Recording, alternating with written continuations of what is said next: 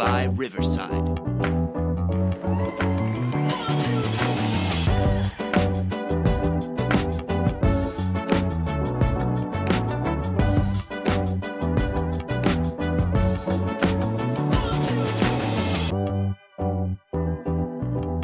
I'm your host, Cam, and I'm so excited for today's conversation. Our guest today is Shamika Jennings. Shamika is the CEO of Events Noir, a nationally recognized event strategist. She's a powerhouse in creating experiences that are not just events, but movements. Her signature impact framework and role as a fractional chief events officer are reshaping the way that we think about event strategy, particularly in the association and nonprofit spaces. So, with that, let's dive right in. Welcome, Shamika. All right, Cam, thank you so much for having me. I'm so excited to be here and chat with you today.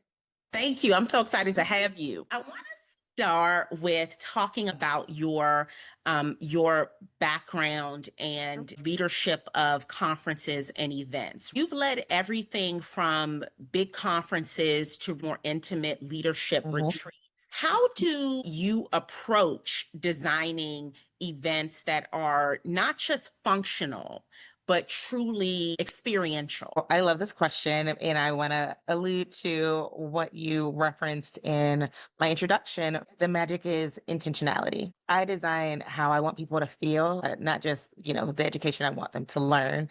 And for me, that's weaving in sensory moments, it's creating spaces for authentic communication and connection, and adding small surprises. And so I created this impact framework, and that grounds every decision I make. It has a member centric approach, partnership with the community, adaptive revenue strategies. It cultivates diversity and inclusion and tailors relevance. That's what's really important to me. And so that framework is really the basis for how I approach creating and designing experiential events to make sure that we're creating something that's bigger than just an agenda. It's creating an event that has a purpose and impact. Now, let's rewind a little bit because your career has taken you from working in professional associations to now partnering with them and with other organizations as a service provider. What inspired that shift? And how has it changed your perspective on event strategy and leadership? I think I saw a gap with the events that were being done and what we were settling for. I wanted to bring more strategy and inclusion and creativity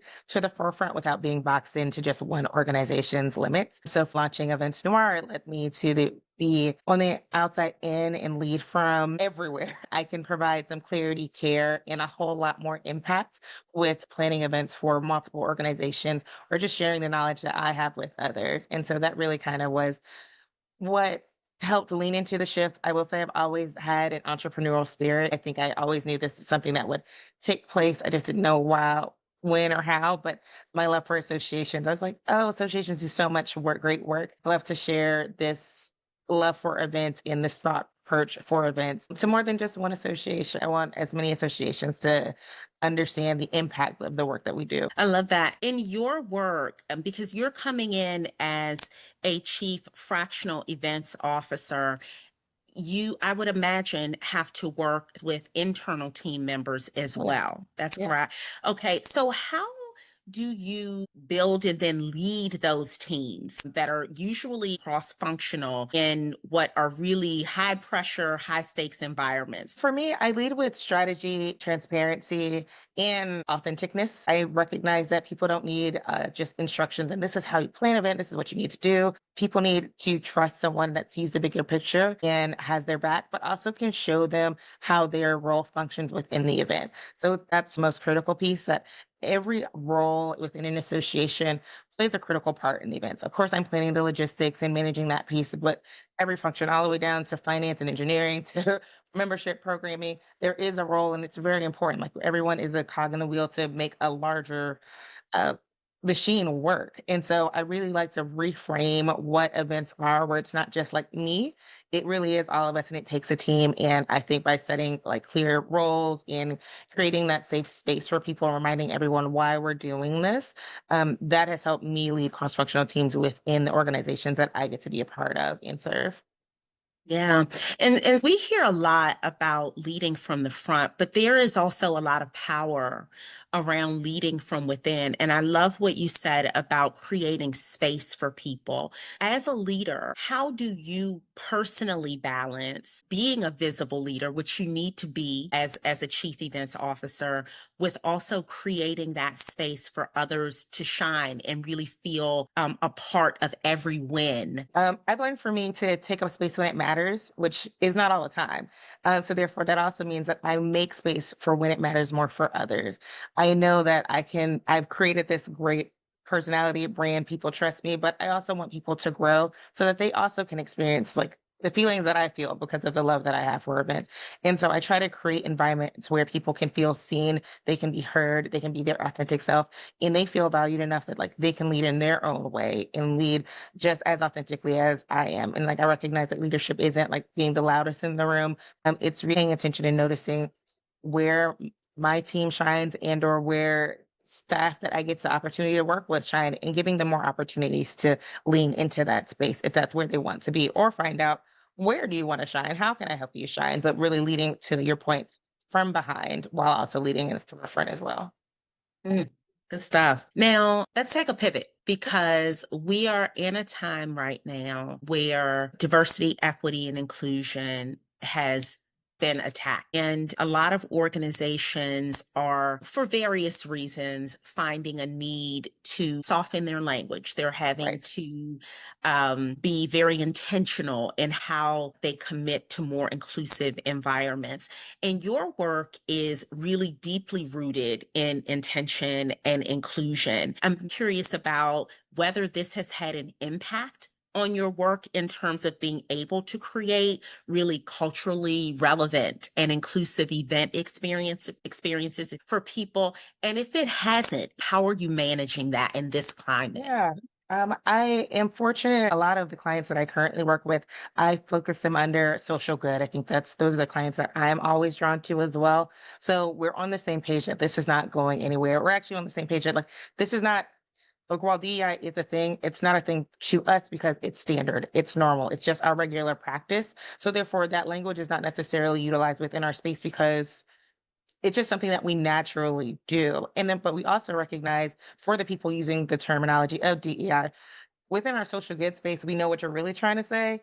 And Mhm. we challenge that to say it's not just about race, or even if you want to add sexuality, I mean, it's about food equity, it's about accessibility, it's everything. It's not just, again, to how we typically have seen it to be defined as race. It's really about how can we create a detailed event that's like says you belong here. And so I know that we've added the B to DEI, so DEIB, but we really just focus on the B. It's like, how are we creating belonging?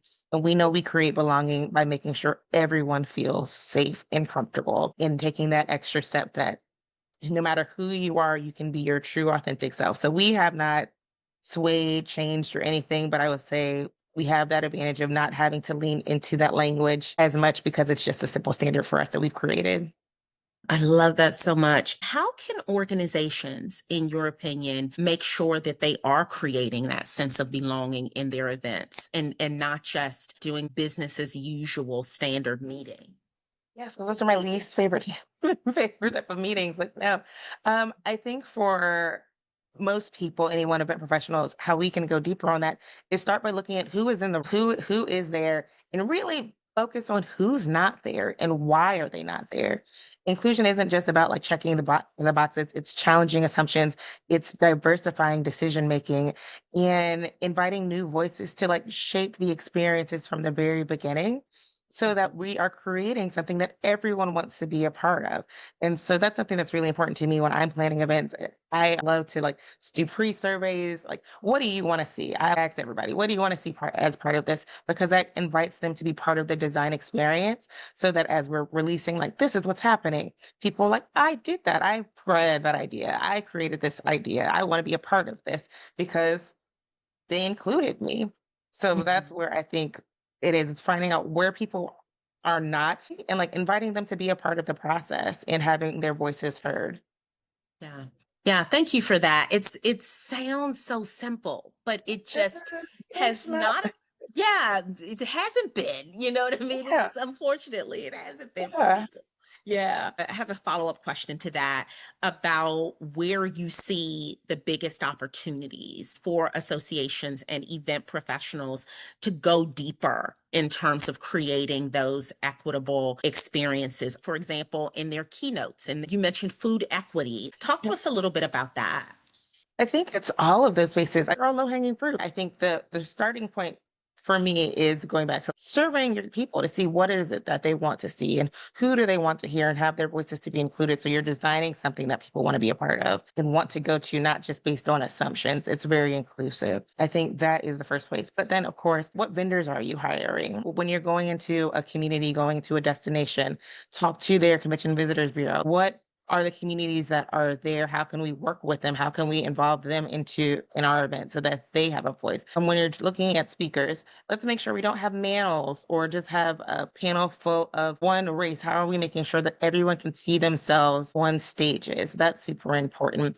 And in the marketing that you have, make sure that there's not a token person just because it's token. Like you really created uh, markets, imagery, videos that show like we are catering to everyone because everyone belongs. I think starting in those spaces can definitely make a difference.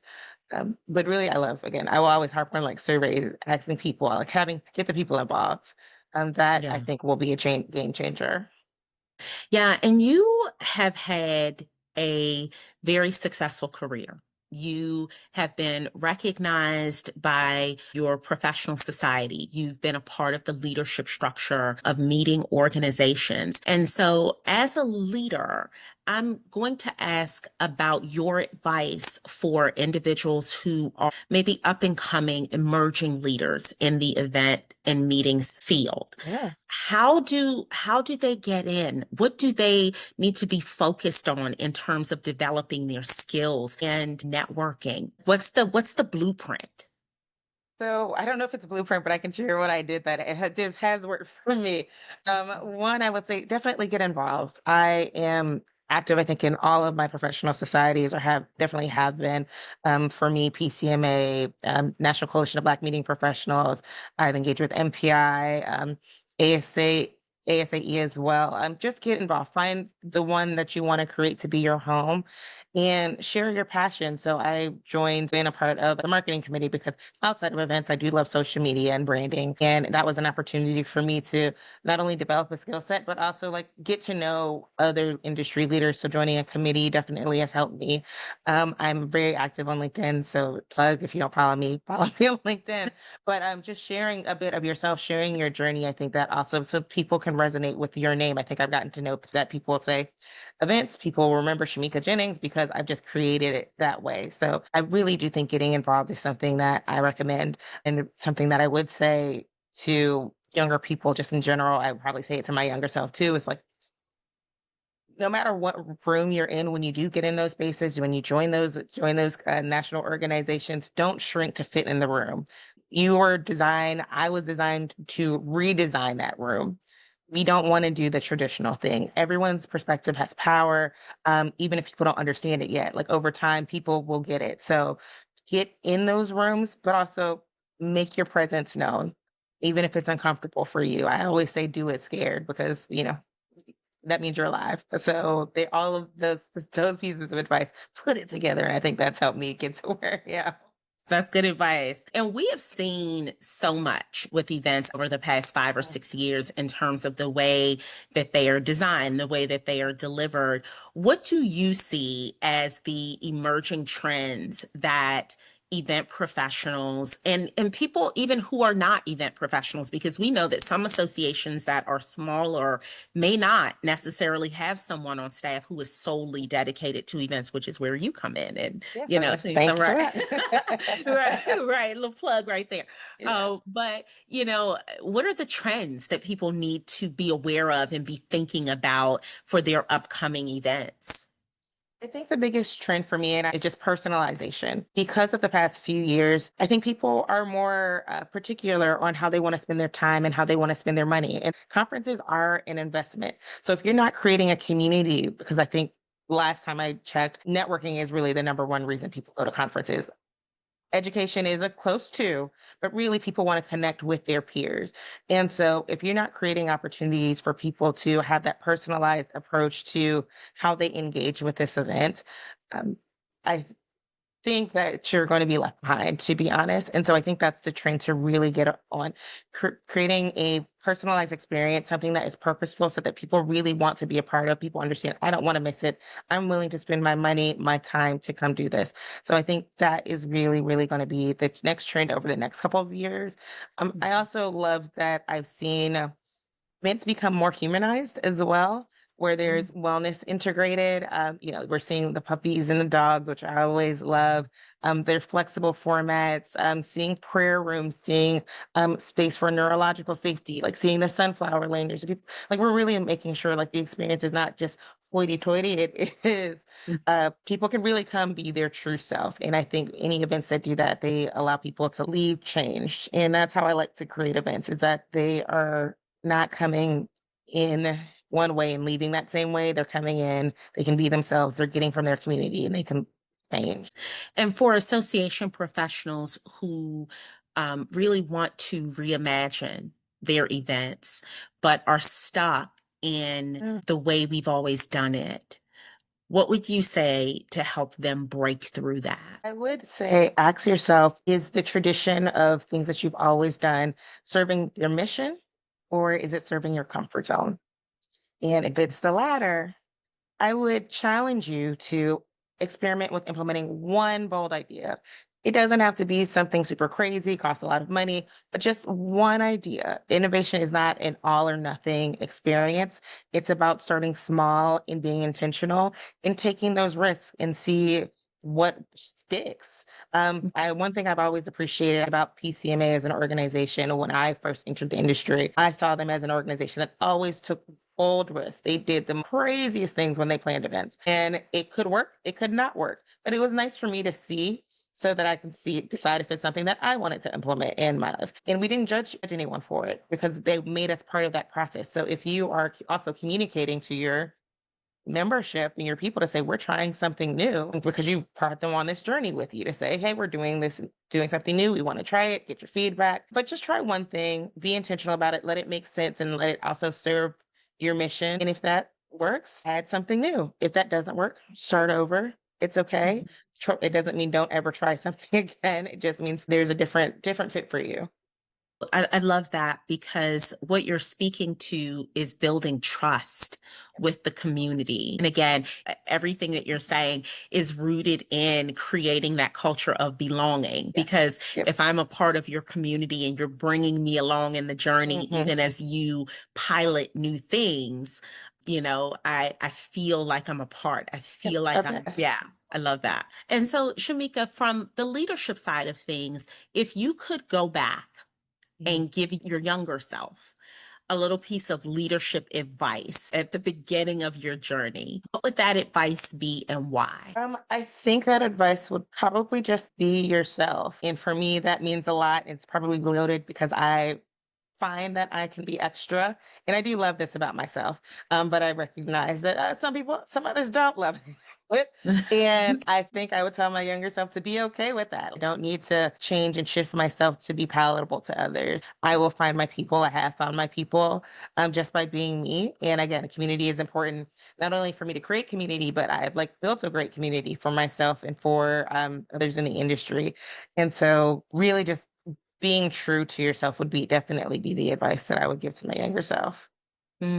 Yeah, love it. And I'm also gonna lean in a little bit in terms of talking about building a business because there may be people who are listening, maybe they're not events professionals, but they have an idea. There's that little fire burning in That them spark, that yes. they want to do something. How did you get started? How did you take the leap? I have probably always known that I wanted to, once I got into events, have my own event planning business. I didn't know what it would look like, but it's just something that I knew dug deep down in my heart. And I think it really kind of started because I was working within an association where we didn't have that many events. And I humbly say this, I'm really good at my job. And so I had more time available to support others. And so over time, I was able to help others on the side, as they say, a side hustle. Like I had my full-time position, and then during COVID, my position at my association was eliminated, and I had a few clients, and I said, Why not try?" I think I would have regretted not trying. I'm always like, what I know about my work is that I can go out and I can start this business, but I always, if something doesn't work out, I don't wish that on me, but I can always come back to the association world or go to find another full-time event planning job. I just wanted to bet on myself and say, I want to try this, see if this could work. And so far, so good. I think that it's been a good, I think this year is year 3 or 4, something like that. And just a couple weeks ago, I celebrated, and I just continue to bet on myself every day. I've created a nice community because, to your point, and what I shared with my advice, I got into the industry organizations. I let people know I plan events. People recognize that I plan events very well. And so once there was a need, people say, "Oh, Shamika, let me recommend her." And that is how I've been able to sustain a lot of my business is word of mouth. And it's really good. So I would definitely recommend, if you have something on your heart, try it. Again, it can be small. You don't have to quit your job tomorrow. I definitely want you to be, safe because it's turbulent times. But if there is opportunity for you to offer your services, even if it's in a volunteer capacity, just to see what that dynamic looks like, I recommend it. Love that. And I know that we are approaching our time, so I've got maybe three more questions for you. One is always a fun one, but I want to ask you is if you have one leadership bite, right? That's our show, Yes. which is usually a mantra of some sort or a mindset that you live by as a professional and as a woman leader. What is that? Like, what would you offer to the audience? I have two leadership mantras that I kind of keep for myself. One, I got really early on, not even in my career. I think I was in high school. It was introduced to me, but live your life with passion and your heart will sing. And that is just something that has guided how I operate and how I work. As long as I am happy and I love this I will give it my all. And the second, I mentioned as a part of advice, but it's something I do lean into, is like, do it scared. No matter how scared, no matter what imposter syndrome might come on me, no matter how I feel, I show up. As long as I show up, I can be shaking in my boots, but I Mm-hmm. need to show up and do it. And I can't, all I can do is what I can do. So do it scared is definitely something that is a leadership mantra for me as well. Awesome. Thank you for that. And if your leadership style were an animal, what Oh. animal would it be and why? Leadership style was an animal. Oh, that's a good one, good question. And I have a really funny answer, and I don't know if it's a good one, but I immediately think of a jellyfish because my leadership style is actually really transparent. I love for people to know what's going on. I don't try to hide things. So that's kind of where the jellyfish, in my head, they're translucent. But to a point of a jellyfish, they probably do have a sting too. And so Hmm. we're like, we go with the flow, we do the things, but if ever needs this, if ever there's a time where as a leader Hmm. I need to stand up for myself or stand up for others, there's that sting available too. I love it. And I guess Listen, in jellyfish they have communities and things too. I think that works. I think that's a good yeah, one. Like, I've that's a never good thought about a one. jellyfish ever, but that is a good Yes, it is. It actually is a really good one. Yes. one. Yes. And so tell us a little bit, Shamika, about how our listeners can get and stay connected with you and how they can learn more about the transformational work that you're doing through Events Noir. Absolutely. So if we're not connected on LinkedIn, I do invite you to connect with me. I'm Shamika Jennings, plus, as my friends say, alphabet soup. So there's a lot of letters after my name. So you'll know you have the right one. You can visit eventsnoir.com. That shares some ideas of our work. It shares our services as well, but there is also a resources page on there where I've kind of collated some of the work that I have done and ideas that I have that people can access as well. I have a really, really fun project that I'm not going to tell you all the details about, but I'm launching over the summer. So I do encourage you to stay connected with me on LinkedIn. I will share it there. That is going to dive a little bit deeper into events and how I create impactful and people-centered events. And so LinkedIn is probably the best place, and then following up with our website. Thank you so much, Shamika, for sharing your wisdom and your journey with us today. You have given us a lot to think about. Like I said, events have evolved so much in the last 5 or 6 years, and I imagine that they will continue to. It's going to be, it's always a big thing for the nonprofit community in general. And to our listeners, don't forget to follow, subscribe, and share this episode with someone who Yes. needs to hear it. And until next time, keep leading boldly and taking those bites of brilliance into your everyday. Thank you.